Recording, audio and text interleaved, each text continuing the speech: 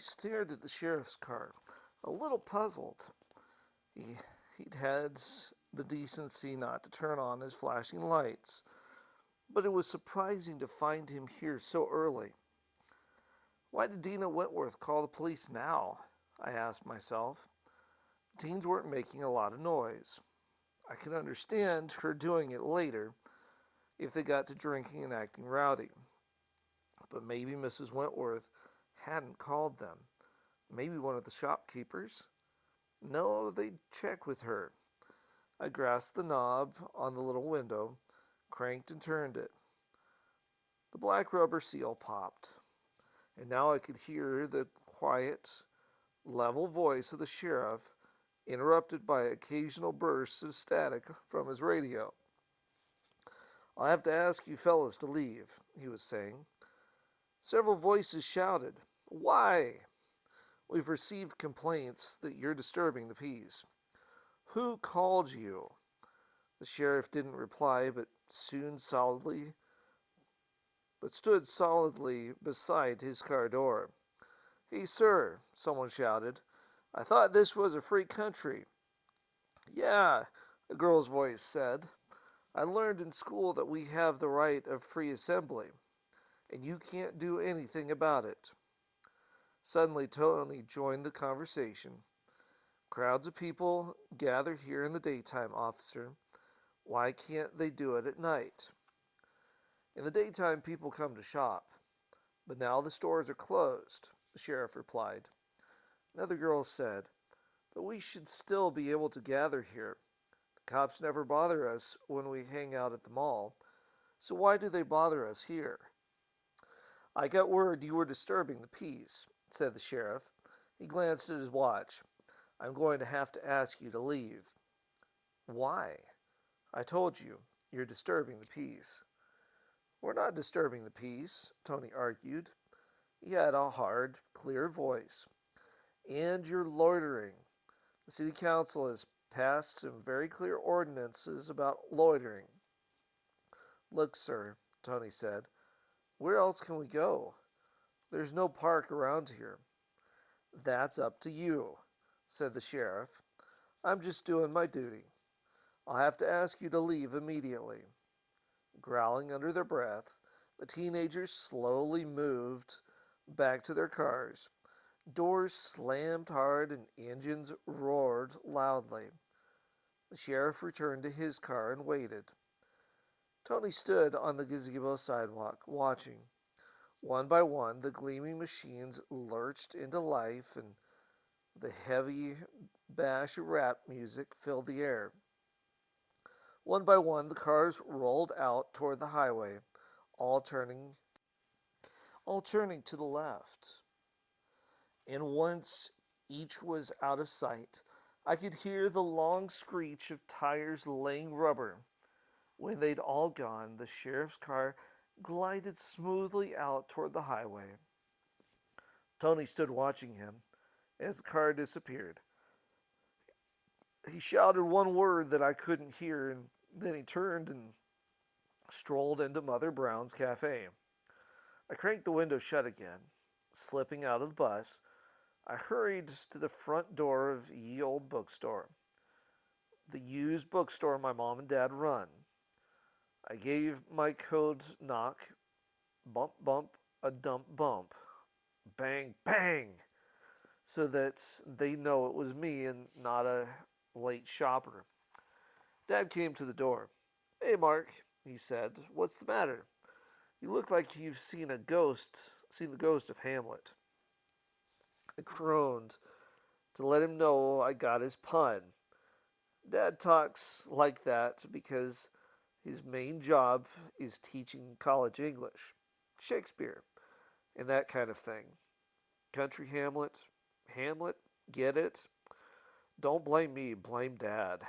Of course, if we want to get picky about it, he continued, it was Hamlet who saw his father's ghost. Is something wrong?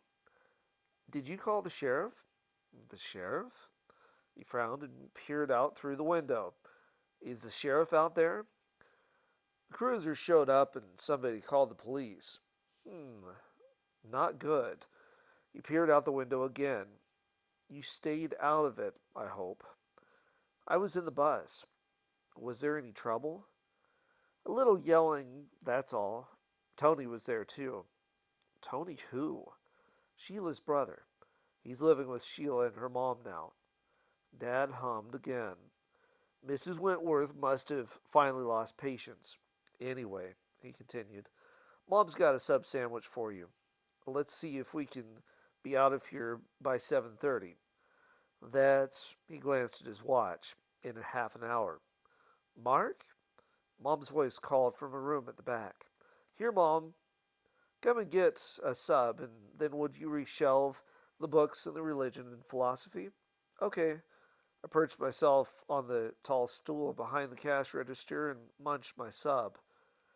Dad helped out at the store whenever he could, but Mom actually ran Ye Old Bookstore. It was a dream come true for her because she loved old books.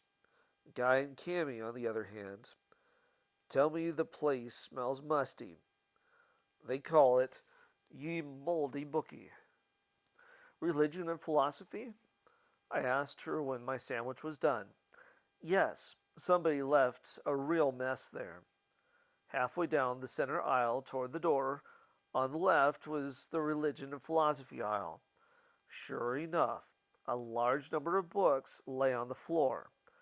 I glanced up along the shelves, trying to guess where they'd come from.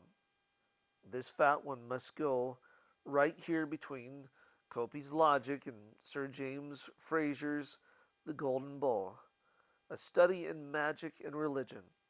Finally, I got them all shelved. Guy and Cammy are right. Old books don't smell that great, but old books are fun. And so was the magnifying glass in the two-volume set of the OED. I glanced at the clock. 7:20.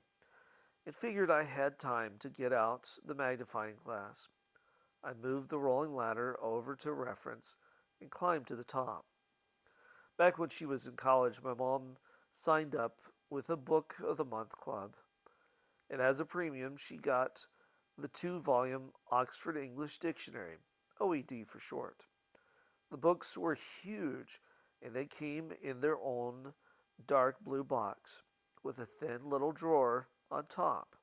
Inside the drawer was a white cardboard box, and inside the box was a rectangular Bausch and Lomb magnifying glass with a shiny black frame and handle.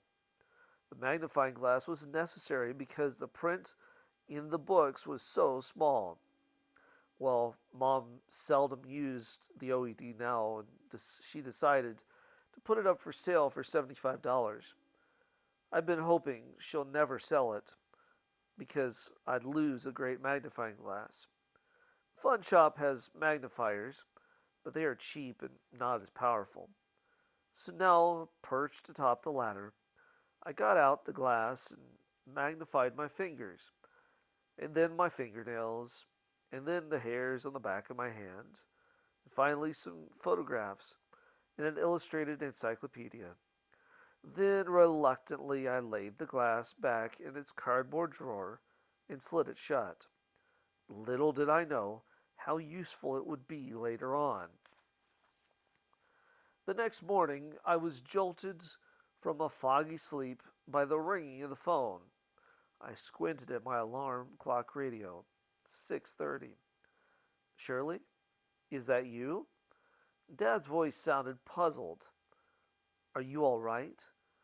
He was silent for a while and then said abruptly, I'll call Adina if I were you. Right now, yes, I'll tell Georgine.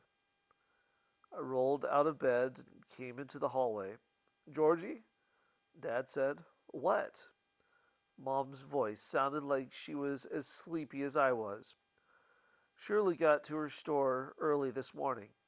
She found a big banner across the front of it with all sorts of foul words printed on it.